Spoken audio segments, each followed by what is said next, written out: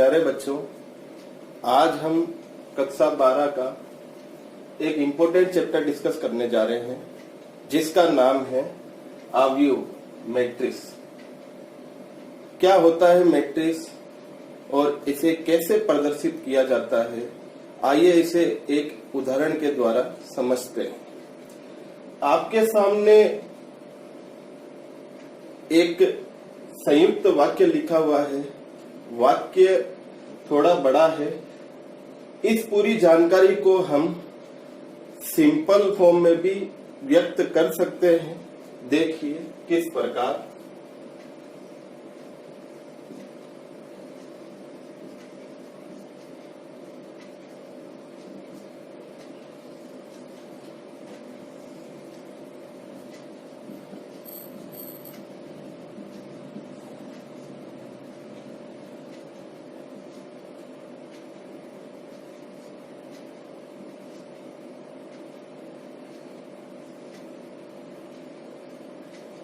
देखिए, मैंने इस पूरे वाक्य को एक आयताकार कोष्ठक में व्यक्त किया है। हमारे पास में यहाँ पर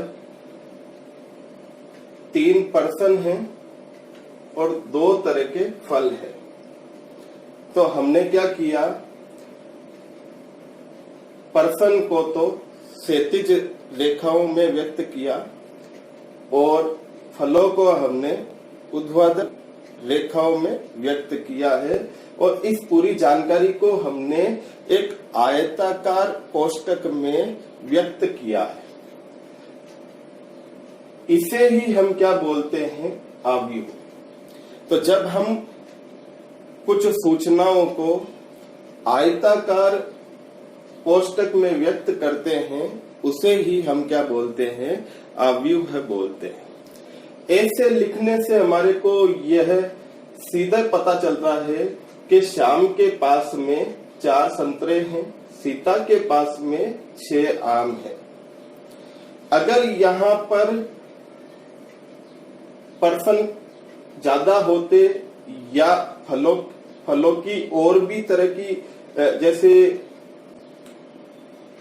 सेव होती, तो यहाँ पर क्या है कि ऐसे लिखने पर वाक्य जो है और ज्यादा कठिन हो जाता।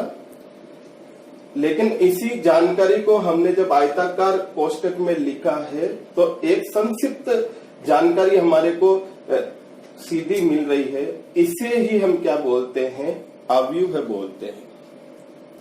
इसका मतलब अवयव है क्या, अवयव जो है संख्याओं या फलनों का सुसंगत विन्यास है। जब हम कुछ सूचनाओं को आयताकार रूप में व्यक्त करते हैं, उसे ही हम क्या बोलते हैं, अवयव बोलते हैं। कुछ सूचनाएं यहाँ क्षैतिज में हैं और कुछ सूचनाएं यहाँ ऊर्ध्वाधर में हैं। तो जो क्षैतिज में हैं उन्हें हम पंक्ति बोलते हैं, इंग्लिश में इसे रो कहते हैं। तो यहाँ अपने पास में 3 पंक्तियां हैं। तो पहली पंक्ति को मैं अगर R1 कहूं, दूसरी पंक्ति को मैं अगर R2 कहूं, तीसरी पंक्ति को मैं अगर R3 कहूं। इसी प्रकार हमारे पास में 2 सूचनाएं हैं, ऊर्ध्वाधर पंक्तियों को हम कहते हैं, ऊर्ध्वाधर सूचनाओं को हम कहते हैं स्तंभ। तो हमारे पास में यहाँ 2 स्तंभ है। स्तंभ को इंग्लिश में कॉलम बोलते हैं। तो पहला स्तंभ हो गया और ये दूसरा स्तंभ हो गया। अवयव में पंक्तियों की संख्या कितनी भी हो सकती है और स्तंभों की संख्या कितनी भी हो सकती है। तो अवयव है क्या, अवयव जो है, परिभाषा देखते हैं अवयव की।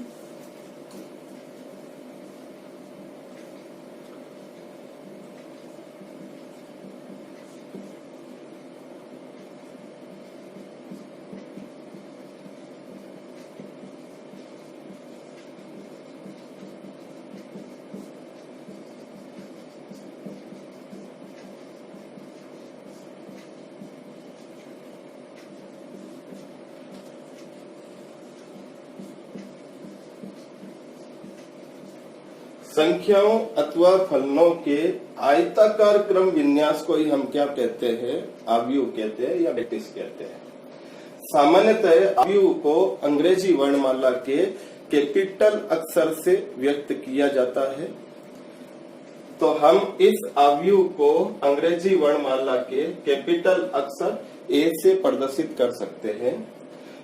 अवयव के अंदर जो इंफॉर्मेशन होती है उन्हें अवयव के अवयव कहते हैं और अवयवों को अंग्रेजी वर्णमाला के छोटे अक्षर से प्रदर्शित किया जाता है।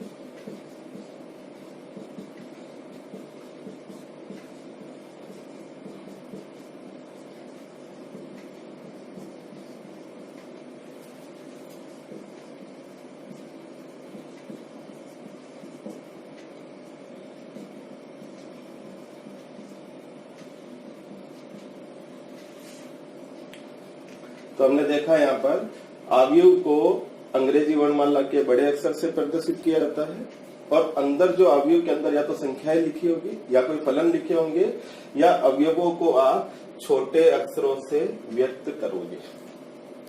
अब आगे हम देखते हैं कि प्रत्येक अवयव की कुछ निश्चित जगह है। इस निश्चित जगह को प्रदर्शित करने का भी हमारे पास में एक तरीका है जिससे हमारे को ये पता चल जाए कि वो कोई विशेष अवयव कौन सी पंक्ति और कौन से स्तंभ का है। तो इधर ध्यान से देखिए, अगर मैं इस अवयव को ऐसे प्रदर्शित करूं,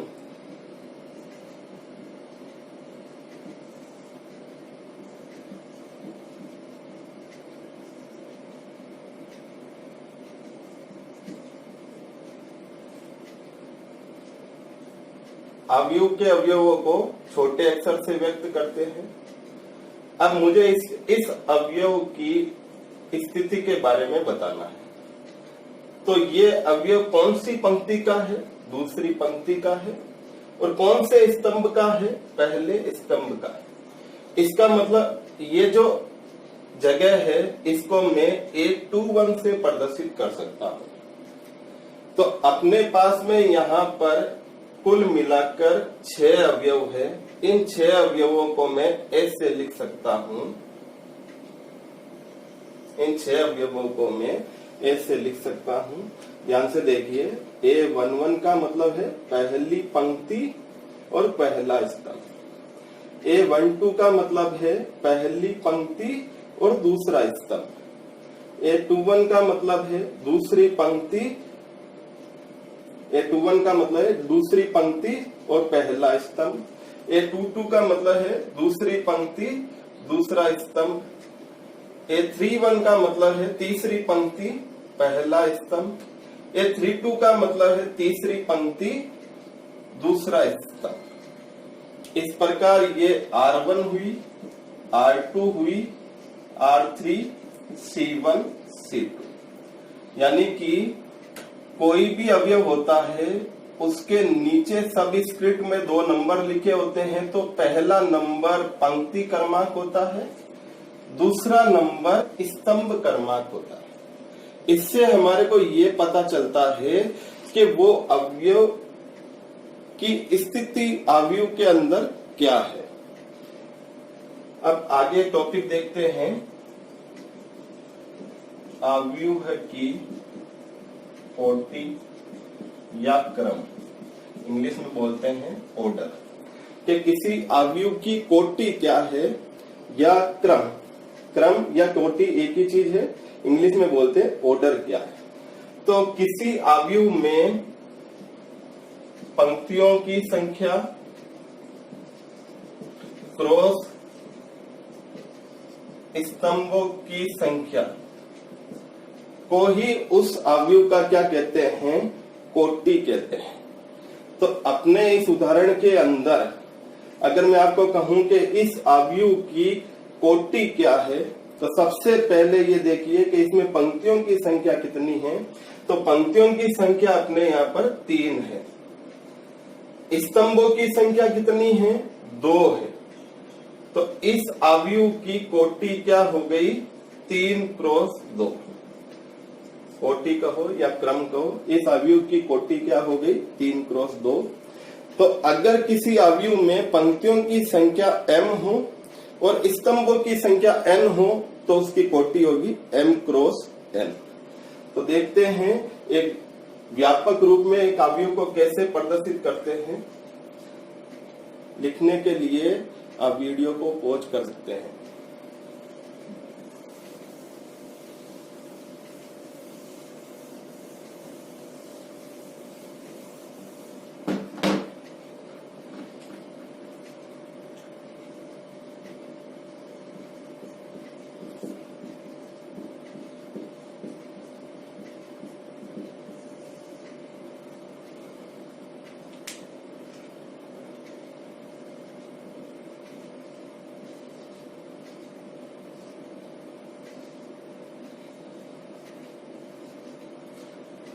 शॉर्ट फॉर्म में किसी भी अवयव को हम ऐसे प्रदर्शित कर सकते हैं।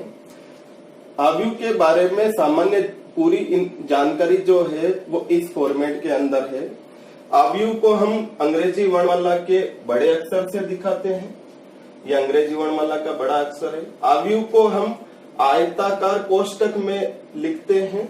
अवयव के अवयवों को कोष्ठक के नीचे यहाँ पर क्रम लिखा होता है, जहां पहला अंक है पंक्तियों की संख्या, दूसरा अंक है स्तंभों की संख्या। तो अगर किसी अवयव का क्रम 5 क्रॉस 2 है, इसका मतलब इसमें 5 पंक्तियां होंगी और 2 स्तंभ होंगे। आगे देखिए, AIJ का मतलब होता है IV पंक्ति और JV व JV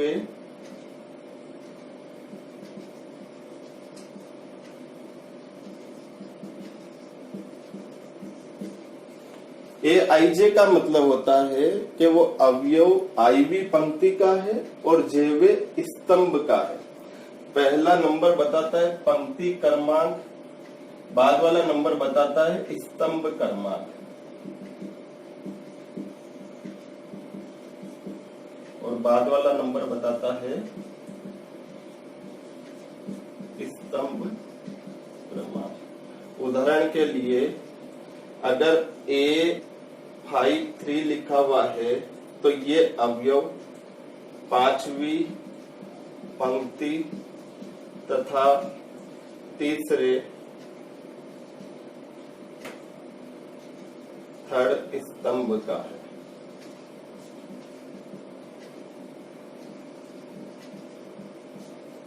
A53 लिखा हुआ है तो ये अवयव 5वीं पंक्ति और तीसरे स्तंभ का अवयव है। तो एक सामान्य क्वेश्चन करते हैं अवयव के अवयव निकालने के ऊपर। देखिए,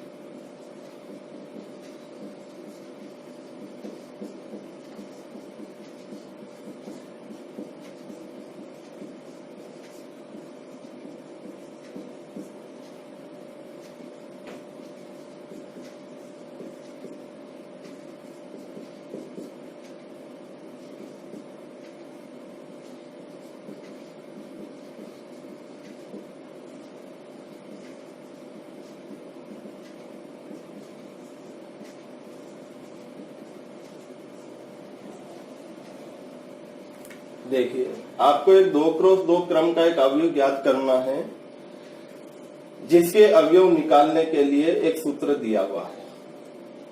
तो सबसे पहले एक 2x2 क्रम का अवयव निकालना है। 2x2 क्रम का मतलब होता है उस अवयव में 2 पंक्तियां होगी और 2 स्तंभ होंगे। तो हम क्या करते हैं, सबसे पहले अवयव मान लेते हैं। माना कि अवयव है A11, A12, A21, A22, ये 2x2 का अवयव हो गया। तो किसी दूसरे प्रश्न के अंदर यहाँ क्रम बदल सकता है। तो क्रम अगर 3x2 आएगा तो आपको अवयव के अंदर 3 पंक्तियां और 2 स्तंभ लेने हैं। तो अभी प्रश्न के अंदर आपको 2x2 दे रखा है, तो एक ऐसा अवयव लेना है जिसके अंदर 2 पंक्तियां हैं और 2 स्तंभ हैं। अब आपको ये 4 अवयव निकालने हैं। अवयव निकालने के लिए आपको ये सूत्र दे रखा है प्रश्न के अंदर। तो आपको इस सूत्र के अंदर I और J का मान रखना है और फिर हल कर कर अवयवों का मान निकालना है। तो सबसे पहले देखते हैं A11। A11 के लिए I तो है 1 और J भी क्या है 1। तो A11 बराबर 1/2, 2 गुणा 1 माइनस 3 गुणा 1,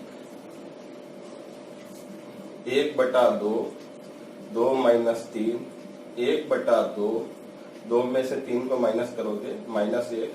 माइनस का मापांक क्या होता है, प्लस में होता है। तो यहाँ क्या आएगा, 1 आएगा। 1 को 1 से गुणा करोगे 1/2।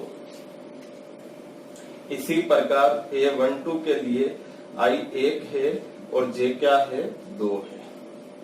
तो A12 बराबर 1/2, 2 गुणा 1 माइनस 3 गुणा 2, 1/2, 2 माइनस 6, 1/2, 2 में से 6 जाएंगे, माइनस का 4 बचेगा। माइनस का मापांक होता है प्लस, तो क्या आ गया आपके पास में 2।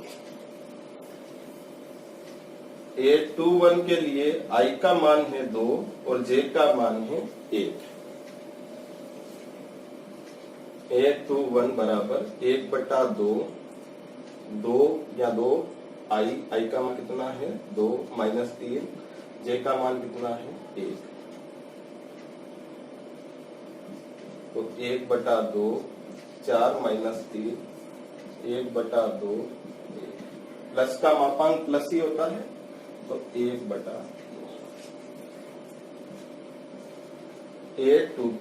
A22 के लिए I का मान 2 है, J का मान 2 है। A22 बराबर 1/2, 2 गुणा 2 माइनस 3 गुणा 2। I और J का मान रखना है।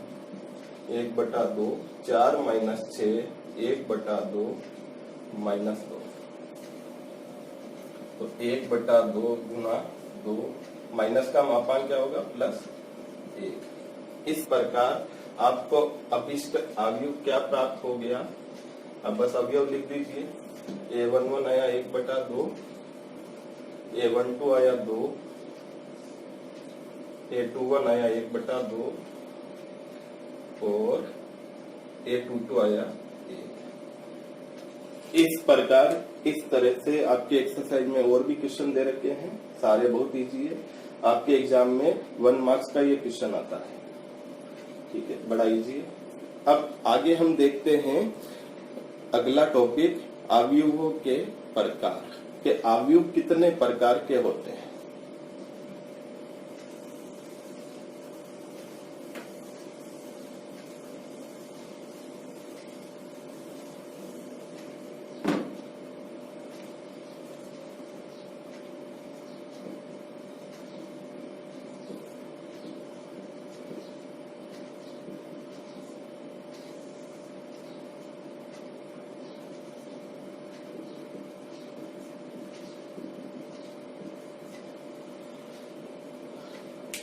आप अवयव की जगह मैट्रिक्स भी लिख सकते हैं, मैट्रिक्स काम में ले सकते हैं।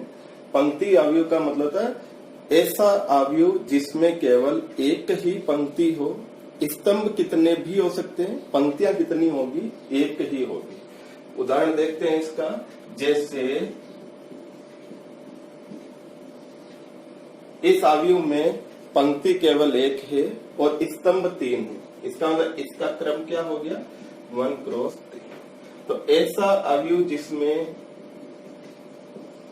जिसमें केवल एक पंक्ति हो, इस ऐसे अवयव को क्या बोलेंगे, पंक्ति अवयव बोलेंगे। ऐसा अवयव जिसमें केवल एक पंक्ति हो उसे क्या बोलेंगे, पंक्ति अवयव बोलेंगे। पंक्तियां एक होगी, स्तंभ कितने भी हो सकते हैं। दूसरा प्रकार देखते हैं, स्तंभ अवयव। तो स्तंभ अवयव किसे कहते हैं, नाम से पता चल रहा है। ऐसा अवयव जिसमें केवल एक स्तंभ हो, पंक्तियां कितनी भी हो, उसे क्या कहेंगे, स्तंभ अवयव कहेंगे। उदाहरण देखते हैं इसका,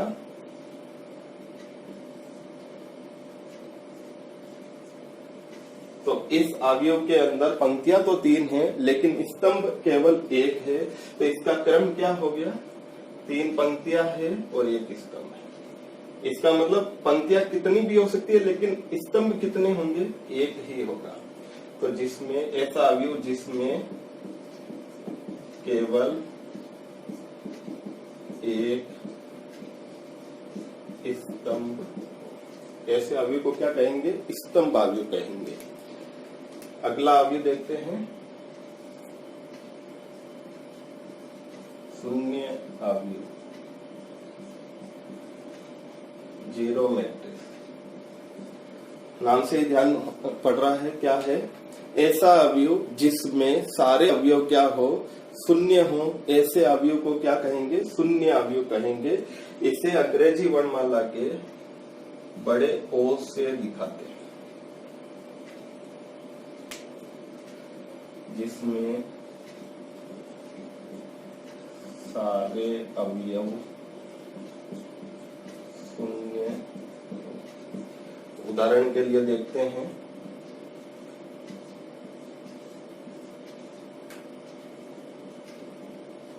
एक 2 क्रॉस 2 का शून्य अवयव का उदाहरण है ये।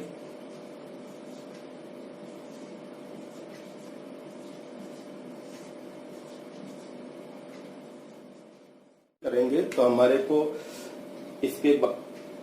इसके बारे में और ध्यान पड़ेगा कि ये कहाँ आता है, शून्य अवयव। तो अभी नाम ध्यान रखना, शून्य अवयव का मतलब क्या है, ऐसा अवयव जिसमें सारे अवयव क्या हो, शून्य हो, उसे क्या बोलेंगे, शून्य अवयव बोलेंगे। अगली देखते हैं,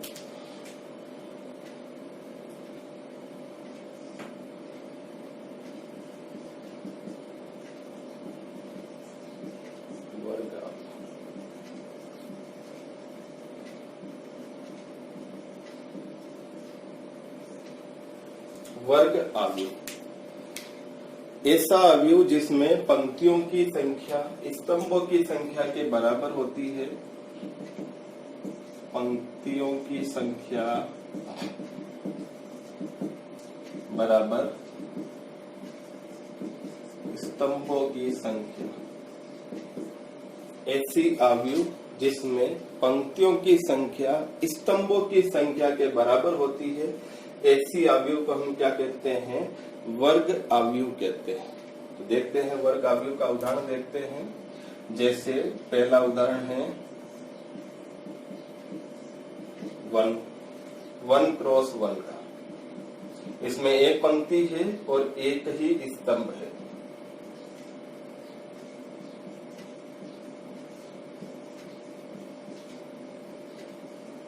ये 2 क्रॉस 2 का उदाहरण है जिसके अंदर 2 पंक्तियां हैं और 2 ही स्तंभ है।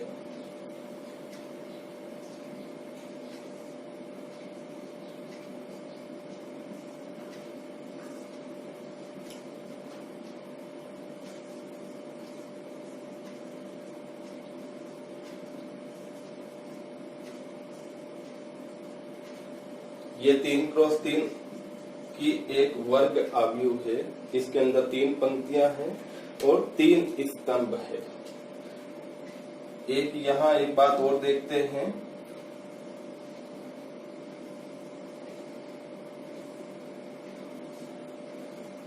इसे अवयव का मुख्य विकर्ण कहते हैं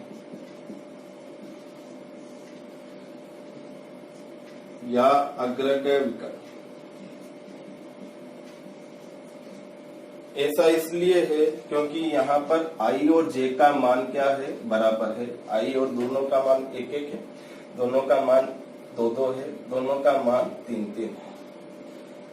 तो इनके लिए I और J का मान बराबर है। इनको क्या बोलते हैं, मुख्य विकर्ण के अवयव बोलते हैं। इन अवयवों के लिए I का मान J से कम है। देखिए जरा ध्यान से, I 1 है, J 2 है, मतलब I का मान J से कम है। और इन अवयवों के लिए I का मान J से बड़ा है। इसका मतलब मुख्य विकर्ण के ऊपर वाले अवयवों के लिए I J से छोटा होता है, मुख्य विकर्ण के नीचे वाले अवयवों के लिए I J से बड़ा होता है। एक बार वापिस देखते हैं, ऐसा अवयव जिसमें केवल एक पंक्ति हो उसे पंक्ति अवयव बोलेंगे। ऐसा अवयव जिसमें केवल एक स्तंभ हो उसे स्तंभ अवयव कहते हैं। ऐसा अवयव जिसके सारे अवयव कैसे हो, शून्य हो, उसे क्या कहेंगे, शून्य अवयव। अगला है चौथा, वर्ग अवयव। ऐसा अवयव जिसमें पंक्तियों की संख्या स्तंभों की संख्या के बराबर होती है, ऐसे अवयव को क्या कहेंगे, वर्ग अवयव कहेंगे। वर्ग अवयव का क्रम क्या क्या हो सकता है, 1x1, 2x2, 3x3, 4x4। हमारे सिलेबस में 3x3 तक ही पढ़ना है। इसके बाद में मुख्य विकर्ण क्या होता है, तो ऐसे अवयव, यह मुख्य विकर्ण केवल वर्ग अवयव में ही होगा, किसी दूसरे क्रम के अवयव में मुख्य विकर्ण नहीं होता है। तो ऐसे अवयव जिनमें I और J का मान बराबर होता है वर्ग अवयव में, ऐसे अवयवों को क्या बोलते हैं, मुख्य विकर्ण के अवयव बोलते हैं। मुख्य विकर्ण के ऊपर वाले अवयवों के लिए I का मान J से कम होता है, मुख्य विकर्ण के नीचे वाले अवयवों के लिए I का मान J से बड़ा होता है। तो हमने अवयव के 4 प्रकार देख लिए हैं, 2-3 और प्रकार है, उन्हें भी देखते हैं। देखिए बेटा,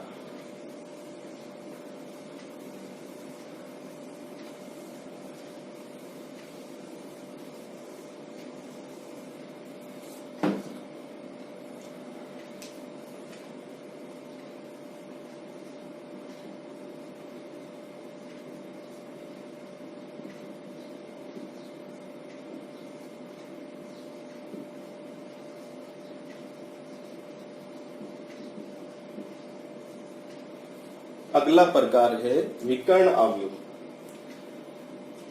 विकर्ण अवयव केवल वर्ग अवयव से ही लिखा जाएगा। इसका मतलब विकर्ण अवयव में भी क्रम या तो 2x2 रहेगा या 3x3 रहेगा। तो विकर्ण अवयव कहते क्या किसे हैं, विकर्ण अवयव एक ऐसा वर्ग अवयव होता है जिसके मुख्य विकर्ण के अलावा सारे अवयव शून्य होते हैं। इसका मतलब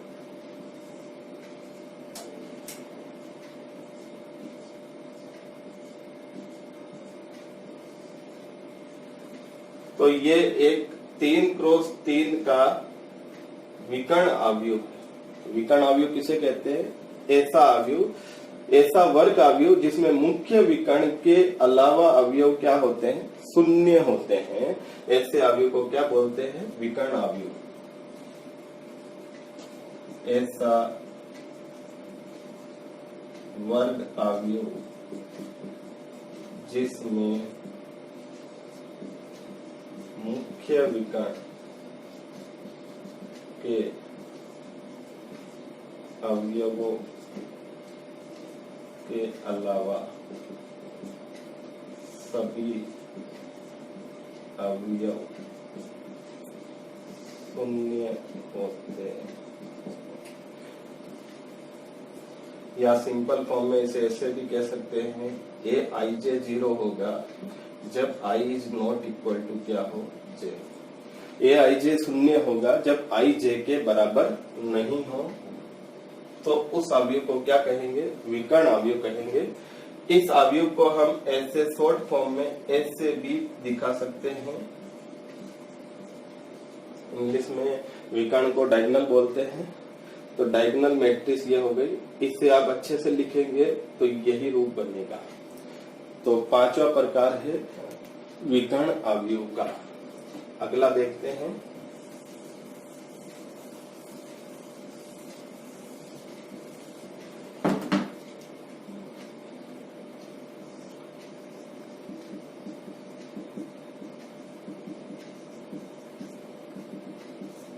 अदिश अवयव,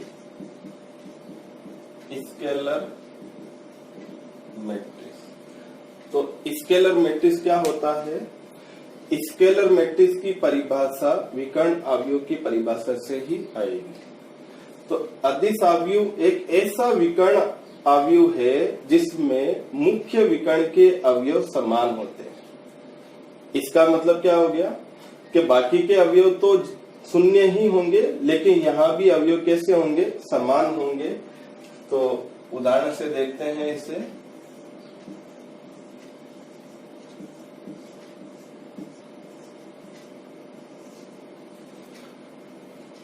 अदिश अवयव एक ऐसा विकर्ण अवयव है जिसमें मुख्य विकर्ण के अवयव क्या होते हैं, समान होते हैं।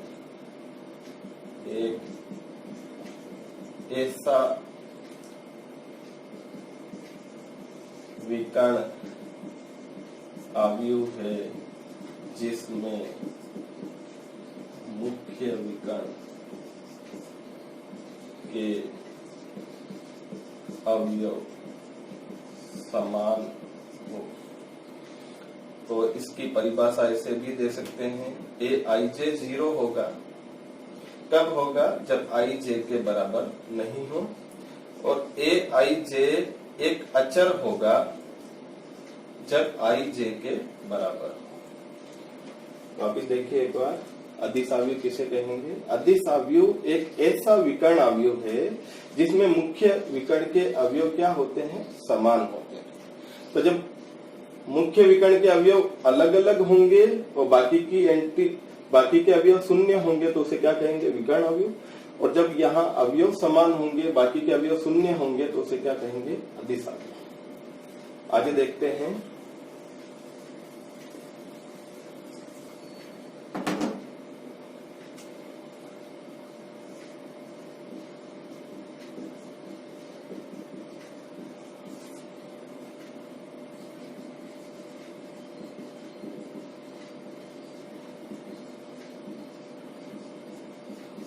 आइडेंटिटी मैट्रिक्स इकाई अवयव।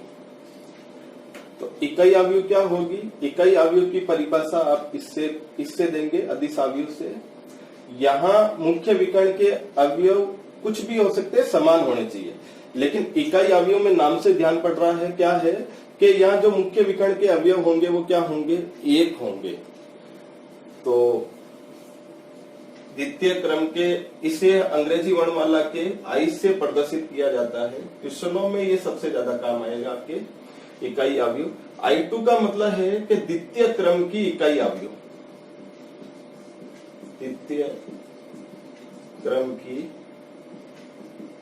इकाई अवयव। I2 का मतलब हो गया 1001।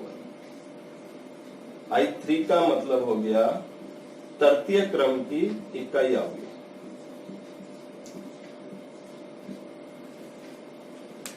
I2 का मतलब हो गया द्वितीय क्रम की इकाई अवयव। I3 का मतलब हो गया तृतीय क्रम की इकाई अवयव। तो परिभाषा क्या हो गई इसकी,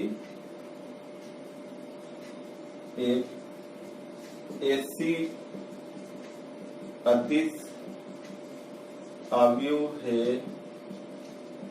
जिसमें मुख्य विकर्ण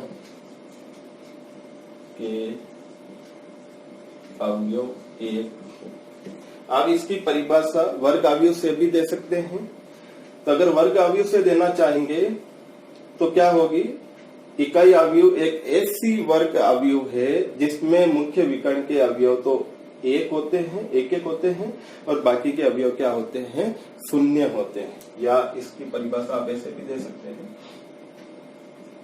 एक ऐसी वर्ग अवयव है जिसमें मुख्य विकर्ण के अवयव एक हो तथा अन्य सभी अवयव शून्य हो। तो ऐसे अवयव को हम क्या कहते हैं, इकाई अवयव।